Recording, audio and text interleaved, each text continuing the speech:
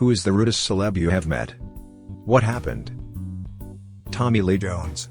I was working as a security guard on the movie shoot, for The Hunted.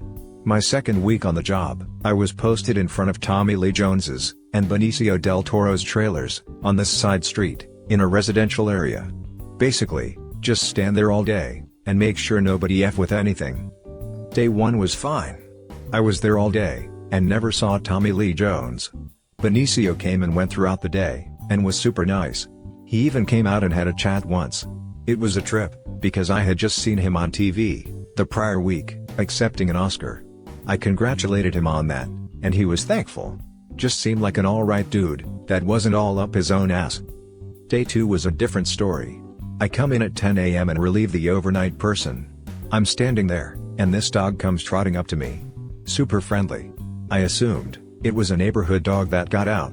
It just kind of hung out with me for about 20 minutes, until an SUV comes flying down the street, and stops right before the barricade. I see an old man hop out of the back. He points, and yells, "Hey!" and is walking toward me with a purpose. Get the F away from my dog. It's at this point that I realize it's Tommy Lee Jones. I put my hands up, and I say, "Oh, I'm so sorry, I didn't know it was your dog." I don't know if he heard me, but he walked right up to me with his driver right behind him, ready to pull him back, if he has to.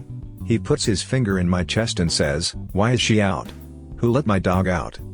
I tried to tell him she was out when I got there, and I had no idea it was even his dog, but I was only 20, and just completely scared out of my mind, so I was stuttering and stammering, and he kept interrupting me, demanding answers. By then, a few more of his people had gathered around, and someone got a hold of my boss. Then my phone rang, and it was my boss, telling me to just go home for the day, and it would get handled. I went home, and called him later, asking if I should still come in tomorrow. He said, "Nope, you don't work here anymore." I tried explaining everything, but there was no getting through. So, Tommy Lee Jones got me fired from a job for something I was not responsible for. This happened in the early 1990s. I handled security at a large corporate hotel in a Canadian city. Any big-name group that performed in our city stayed at our hotel. I was escorting Dolly Parton and Kenny Rogers from their guest floor to the lobby for their limo one morning at 4:30. I am 6 feet 5 inches, and when Ms. Parton approached me, as I stood outside of the elevator, she said, in her sweet Southern belle voice, "You all sure grow 'em big up here in Canada." She touched my arm in a friendly manner. She was just as sweet as pie. I blushed, and instantly forgot everything about my job. Kenny did not even look at me as he boarded the elevator. I had put the elevator into individual use, so it would stay on the floor with the doors open, but taken the keys with me. When it was time to descend to the lobby, in my flustered state, I had forgotten which of the roughly 30 keys on the ring controlled that elevator, despite having worked there for several years. There was a long pause while I searched the key ring, key by key, 2 or 3 times. Kenny was glaring at me the whole time, barely concealed rage bubbling just under the surface.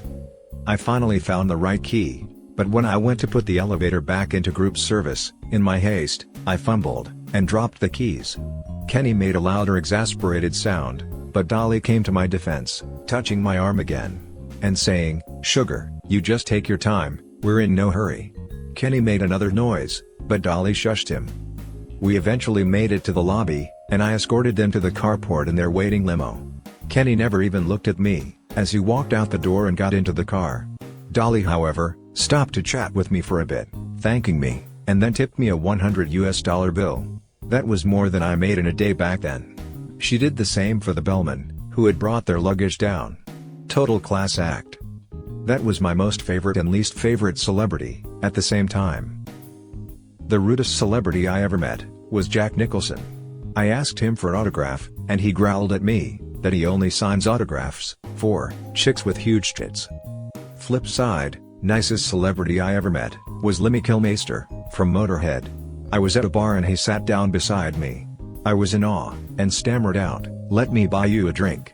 He said, "Nah, you can't do that." I was a little dejected and hung my head.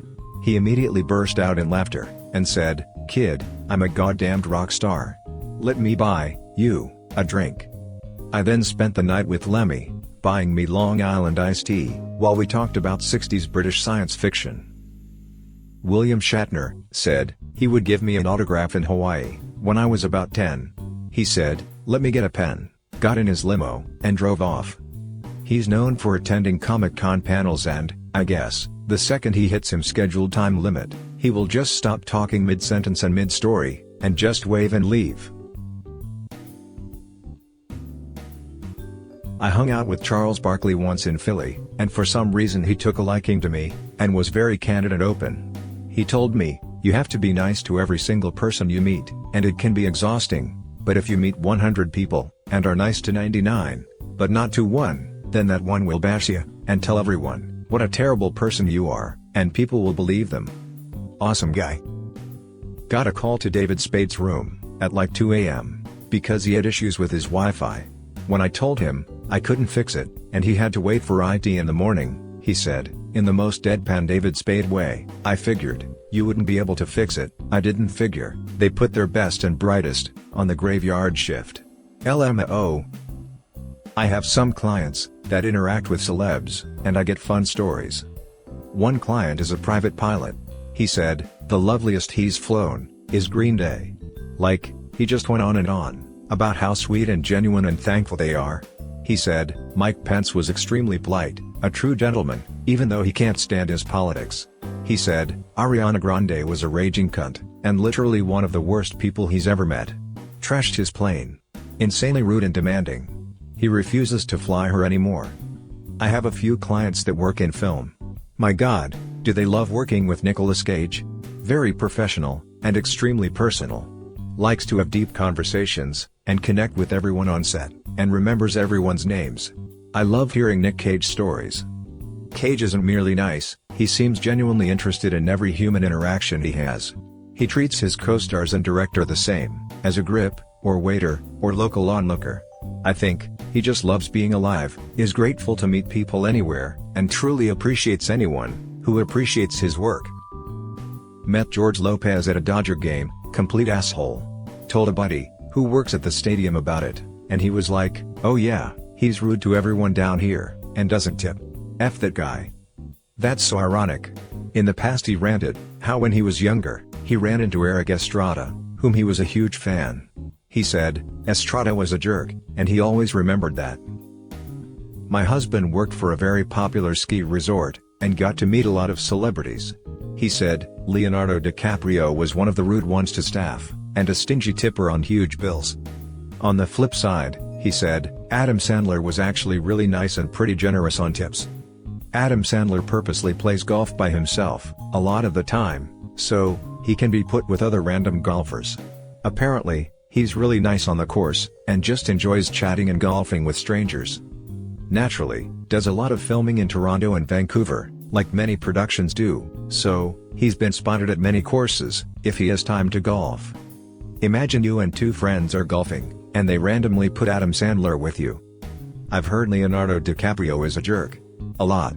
And I'm glad to hear that Adam was nice, because I've also heard that he's really very laid back and generous. Haven't met too many celebs, but I gotta say that Bill Nye, the science guy, was the rudest. I grew up in Seattle, and I ran into him with my dad when I was really young, and he was setting up for a shoot for that show down on Alki Beach. I was a huge nerd, and he was one of my heroes because of that show. My pops told me to go say hello, so I did, and Bill responded something along the lines of, "Get out of here, kid. We're busy. Where are your parents at?" And I pointed at my pa across the beach, and was like, right over there. Bill told me to leave him alone. I was devastated. Mind you, I was like 6 or 7. On the other hand, I met Woody Harrelson and Willie Nelson on separate occasions, when I was a bit older, 22 or 23, and living on my own in Maui. They were both super nice. They were both stoned, as was I, when I met them. When I met Woody, I was working at Mana Foods, stocking shelves, and Woody walked down the aisle I was stocking. His eyes were squints that were red as hell, and when I saw him coming, I just said, "Hey, Woody. How's it going?" And he responded, "Hey, what's up, man? It's good. How are you?" We had a little conversation before he got back to what he was doing, and I got back to work. It felt like a genuine chill meeting with someone I respect. I think it's way more funny than rude, but Allen Iverson. I was young, probably 9 to 10 years old. My dad and I were coming back home from a soccer tourney in NC. We stopped at an Applebee's in Newport News for lunch quick. We walked in and 3/4 of the restaurant was blocked off with people. My dad goes, "Oh, hey, that's Allen Iverson, go say hi." I walk over and say something along the lines of, "Hey, I like basketball, you're really good. Wanted to say hello." And he goes, "Not now, lil man. See how many bitches are up in here?" Bill Cosby was the most egotistical mother effer I've ever met. Billionaire tipped a buck and an autograph, and kept looking my trainee, room service, up and down. Massive main character issues, and was a pain in the ass to everyone. And the nicest? George Carlin, hands down. Complete gentleman, and loved his coffee. God, I miss that guy. It was such a mind to stand there in front of my favorite comedian ever, and have a whole convo with him, for like 5 minutes, and there he was. I cried afterwards. Once in a lifetime experience. Stephen Baldwin and Chad Michael Murray both tried to get stuff for free, and pulled the "Do you know who I am?" for something that was $5. Baldwin also gave his number to a teenage co-worker, and we called it to see if it was real, not even thinking about caller ID. He spent the next year randomly calling her. My favorite celebrity encounter was making a smoothie for Gordon Ramsay. He was super nice, and said he would be back later to get his friend something. The friend was David Beckham, who was also super nice, and they stayed and took pictures with everyone. The Ramsay story makes me so happy. He is one of my most favorite celebrities, and I've always desperately hoped his personality was genuine. His persona when he's not in head chef Hell's Kitchen mode just seems stellar, and very down to earth, but it's always hard to know what's just an act. Thanks for sharing. Justin Timberlake. We were staying at the same hotel, and he wouldn't let my elderly grandmother on the elevator with him and 2 others. He stuck out his hand, and said, "No," and closed the door. On the other hand, Jessica Biel, who was in the restroom, was very friendly and talkative to my little sister, while they were washing their hands together. My grandmother asked later, "Who was that asshole?" I laughed. I can confirm about Jessica Biel. I met her and Chris Evans about 20 years ago, when they were dating, and chatted a bit with them. She was super sweet and friendly, and even in sweats and no makeup was gorgeous. He was more chatty than her, and a genuine, nice dude. We chatted for about 15 minutes or so, maybe longer. Just a real, regular guy. I interned at a music management company in college, and one of the clients was Meatloaf. I answered the phone, and he asked for his manager. I told him the manager was on a call, and he started screaming, "He's on a effing conference call? Are you effing kidding me? I'm Meatloaf. You know what, F you." Then hung up. As a 19-year-old, trying to get into the music industry, my face went white, thinking my career was over. To his credit, the manager, who had a famously bad temper himself, walked over to me, told me that Meatloaf was a buffoon, who nobody respected anymore, and to not worry. Ralph Nader. I was his PR representative once. He's arrogant, condescending, rude, and demanding. On the other hand, I also represented Martin Sheen at one time, and he was the nicest, kindest, warmest person I have ever met. He knew he was being hosted by a non-profit, so he insisted on paying for his own rent car, rather than let them get him a car and driver. And after his event, he insisted on taking his entire local PR team to dinner, and picked up the tab. When he left, he publicly thanked me and shook my hand. A friend's dad retired from being a firefighter and found a second career as a Hollywood extra. Apparently, tall, handsome, gray-haired men are highly in demand to be things like Secret Service agents, doctors, businessmen, etc., in background shots. So, he got to meet a lot of interesting people. The story about Martin Sheen really stood out to me. First of all, he said he was a super nice guy, chatted up the extras and the crew between takes, etc. This was while shooting The West Wing. But the thing that stuck with me was that when the shoot wrapped for the day, Martin Sheen gathered up all the leftover craft services food, loaded it into his SUV, and drove down to the Bowery in Los Angeles, and handed it out to homeless people. No press, no pictures.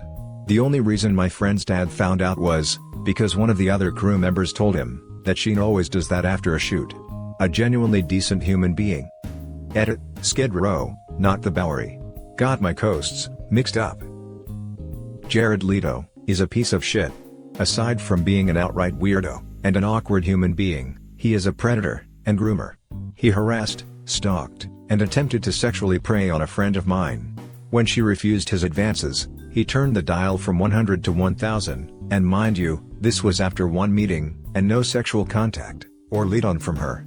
When she tried to inject a male friend in the situation, he was vehemently opposed to this. Hundreds of phone calls and texts. Avoid at all costs. Edit: I didn't get on Reddit for a day, and I am overwhelmed by the comments, so I'll up some questions here. This happened 10+ years ago in a Midwest city. She was approached the day of, or before, I'm not sure, his band was playing, was a bit starstruck by him, and was invited to a show. The situation rattled her, but she made it out of this situation, relatively unscathed, for how things could have gone. Being who she is, she was able, and equipped, to handle stuff like this. However, it has always bothered me, that any woman, younger, more impressionable, or in a different state of mind, could have quickly been taken advantage of and assaulted, in much worse ways. As a man, this gave me a lot of perspective, and made me a lot more diligent about being aware of my surroundings, when I am in public, and with my woman friends. Be careful out there. Not everyone has bad intentions, but make sure you are safe. Can confirm. I did freshman year, and part of sophomore year of college with him. Even at 18, he was an arrogant asshole.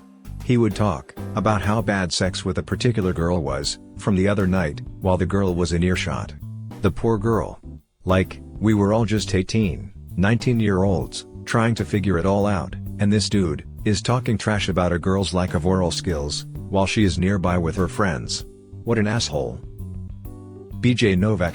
I used to cook and bartend at a local dive bar, when I was in college. He came and did a comedy set for the students. He bombed. It was awful. After the show, I went in for the late night shift. As I'm standing there behind the bar, clocking in, and getting ready to head back to the kitchen, walks BJ in, and sits down at the bar looking completely bummed. Our main bartender goes over to talk to him. He sneered at our menu, and asked for things that he knew we would never have. This was where the broke college kids, and even more broke townies, drank. The fact that we offered more than one vodka was a miracle. He finally picked something, and the bartender asked to see his ID. Keep in mind, that this is a college town bar. We carded everyone that ordered a drink, regardless of how old they looked. There were signs saying this, in about 8 different places. BJ lost it. He completely blew up on our bartender, cussing him out, and saying things like, "Do you know who the F I am? I'll buy this place and fire the whole effing staff." Our bartender knew exactly who he was, but was quick enough to say, "You look like some sort of off-brand Seth Meyers. Either show me your ID, or get the F out." He did eventually show his ID, and went to sit in some corner. Every now and then, he'd make a rude comment to a server walking by. When he tried to order another round, the bartender cut him off, and kicked him out. Dennis Hopper didn't smile once, or make eye contact, or tip. Not even after he forgot his cell phone, and it had to be kept under guard for him for 6 hours. Not even a thank you. Crushed me. Best, Billy Zane. I pull out the Billy Zane story every chance I get, so I'll spare you the long version this time. That guy was a legend. Hung out us the entire night, and came out again the next week, just to hang out with us some more. My friend has a similar experience with Mick Fleetwood. He came into the restaurant she worked at, after a show, because he was starving. She said, it seemed like he thought he was inconveniencing the staff by asking for stuff, because he'd apologize after getting a waiter's attention whenever he wanted another drink, or more cutlery. He came back with his wife and other family members the next night, not only because he loved the food, but also because the staff were so amazing. Actually did he? Came into a very popular place I worked, after closing time. We kept the kitchen open, with all of the staff there, for his entourage. They came in 45 minutes late, ordered chicken teriyaki, cooked to order, and got up and left, without paying, because it took too long. World-class piece of shit, and here for all of it. Karma is an absolute bitch. Oprah. Went to see her show in Chicago. Her staff as well as Oprah herself were so arrogant, unfriendly, rude. When the camera turned on, Oprah was very different than when the camera turned off. I was so disappointed.